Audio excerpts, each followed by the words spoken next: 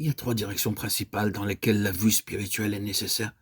Premièrement, quant à la place et la signification de Christ dans le plan divin des choses, puis quant à la place et la signification de l'homme dans ce plan.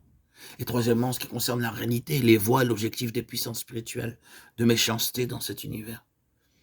Les Écritures renferment ces trois choses très largement. La place, la signification de Christ dans la personne et l'œuvre de Christ s'établit par deux aspects. Christ comme fils de Dieu et Christ comme fils de l'homme. Comme lorsque nous avons rassemblé tout ce qui est dit et notifié dans les Écritures au sujet de Jésus comme le Fils de Dieu, nous arrivons alors à une conclusion de grande portée, que les prérogatives et les droits de Dieu ont été conférés par lui à son Fils. Dieu s'est limité à être connu personnellement et définitivement par le Fils seulement. Il n'y a ni accès, ni connaissance de nature personnelle, ni communion en dehors du Fils. Nul ne vient au Père que par moi. Jean 14,6. Personne ne connaît le Père si c'est le Fils, et celui à qui le Fils veut le révéler. Matthieu 11,27. Cette révélation est dans le Fils seulement. Celui qui m'a vu a vu le Père. Jean 14,9. Nous devons donc demander quels sont ces droits uniques et exclusifs de Dieu qui ont été conférés au Fils. Quand nous touchons vraiment à la vie, nous touchons à Dieu. Tant qu'il y a peu de vie présente, l'homme peut avoir une place. Il peut aider, stimuler, nourrir et coopérer avec elle. Mais quand la vie est partie, l'homme n'a plus aucune place. Et c'est l'affaire de Dieu seul.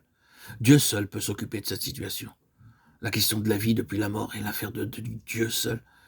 Pendant une génération entière, cette question fit rage, et en grande partie autour d'un homme, lui pasteur. Durant tout le temps de sa vie, la question de la génération spontanée s'enflamma et divisa les hommes en des écoles qui manifestèrent un violent antagonisme. Mais avant sa mort, la question fut réglée.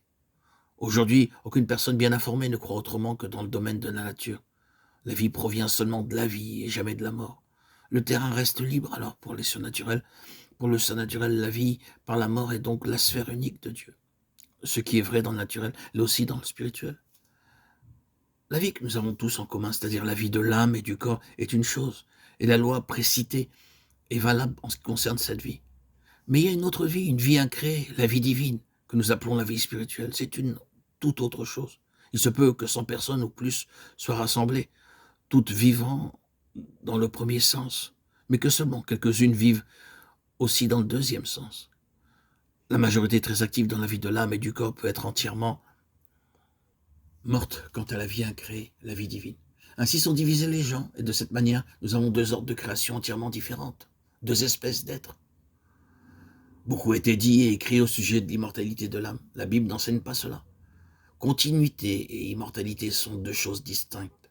L'immortalité est cette nature divine qui est caractéristique de la vie divine. C'est quelque chose bien supérieur à la simple survivance, à la désintégration physique et au tombeau. Cette survivance sans immortalité ou vie immortelle doit être une chose très horrible. C'est ce que la Bible veut dire métaphoriquement par être nu et honteux. Ainsi l'apôtre parle d'immortalité comme étant revêtue, afin que ce qui est mortel soit englouti par la vie. 2 Corinthiens 5,4. Par conséquent, Dieu seul peut donner cette vie, et ceux qui l'ont dans une réalité intérieure sont différents de tous les autres. Ils possèdent la base d'une complète transformation, qui est la signification d'être glorifié.